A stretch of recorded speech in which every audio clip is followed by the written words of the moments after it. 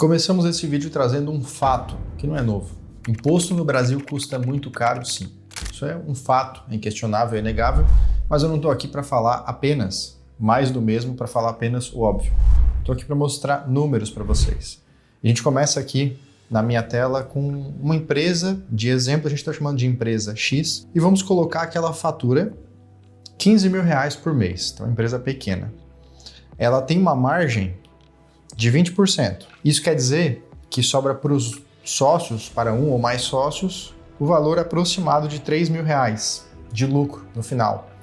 Essa empresa tem uma carga tributária que ela ainda é pequena e ela está na faixa de mais ou menos uns R$900. Só que mesmo na empresa pequena, a gente percebe que aqui cerca de 1/3 do lucro dos sócios é o que o governo já recebe na empresa pequena. O problema dessa empresa aqui no Simples Nacional é quando ela começa a crescer. E num próximo nível, em que a gente tem aqui agora um faturamento de mais ou menos R$50 mil por mês, então está aqui o faturamento, o imposto subiu para mais ou menos R$4.500 por mês e a margem de lucro, com muito esforço, muito custo, se mantém em 20%, a mesma margem de 20%.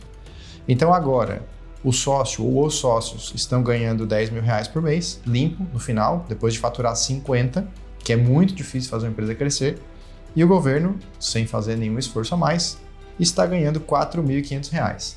Está em quase metade do que todos os sócios dessa empresa ganham. Só que o negócio fica ainda pior. Quando a empresa chega num faturamento de R$200 mil por mês, aqui, mantendo a margem de lucro de 20% com muito esforço, sobra R$40 mil para os sócios, para os donos. E o governo, meus amigos, com o imposto já está com R$32 mil. R$32 mil. Quase a mesma coisa que ganha de lucro os sócios.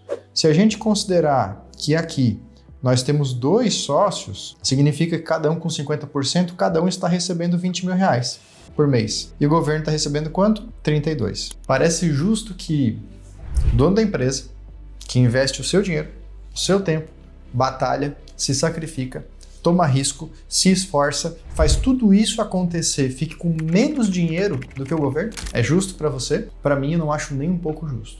Para mim, eu acho isso um absurdo. Eu acho isso um absurdo.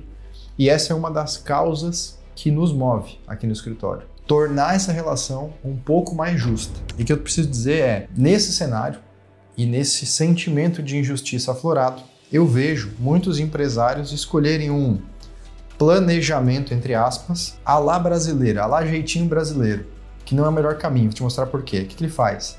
Geralmente ele pega esse faturamento aqui de R$200 mil, ele separa em quente, separa em frio. Quente é o que tem nota.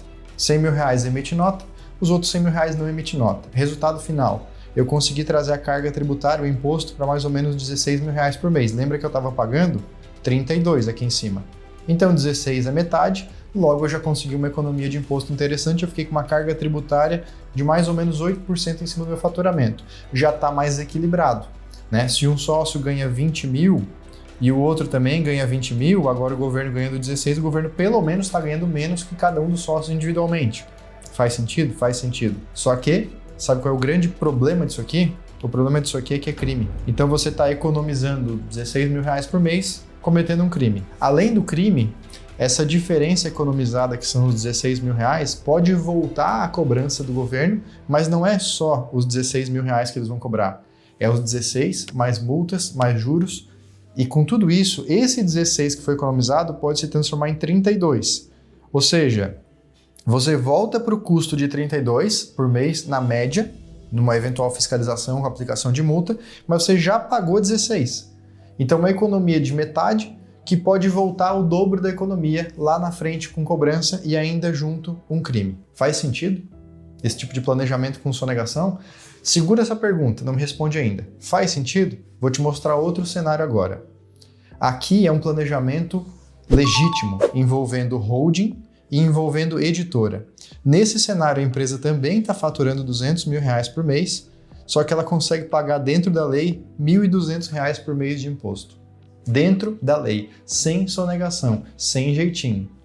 Sobrando a mesma margem de lucro, quer dizer, agora não está sobrando só R$40 mil, Porque se antes a gente tinha 32 aqui de imposto e agora a gente só tem 1.200, está sobrando praticamente mais 30 mil reais de lucro, além dos 40. Agora sim a gente praticamente dobrou a margem de lucro, praticamente dobrou, através de planejamento tributário, envolvendo holding e editora, dentro da lei. Eliminando tudo isso aqui, ó. Tudo isso aqui. Risco de crime, risco de sonegação, risco de outra cobrança depois, tudo eliminado. Dentro do planejamento, tudo correto e dentro da lei. Tem um vídeo aqui no nosso canal, que está aparecendo aqui na tela agora, o link está na descrição também, em que você consegue entender mais detalhes de como que é feito esse planejamento tributário envolvendo a holding, envolvendo a editora, tudo dentro da lei.